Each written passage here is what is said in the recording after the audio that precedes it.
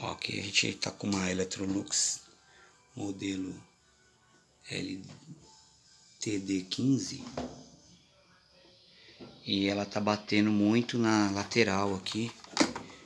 Eu vou mostrar pra vocês o que tem que ser trocado, tá? Ela fica batendo aqui, ó. Aqui ela tem uma mola que tá estourada, tá vendo? E as outras já tá bem enferrujada.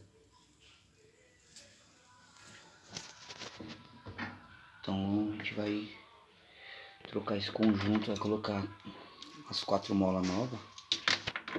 Aí pra soltar aqui tem que levantar aqui, ó, e desencaixar esse suporte. Aí você vai trocando mola por mola aqui, ó. Só dá uma girada aqui que ela sai, ó. Aí levanta a vara de suspensão, desencaixa aqui, substitui as 4.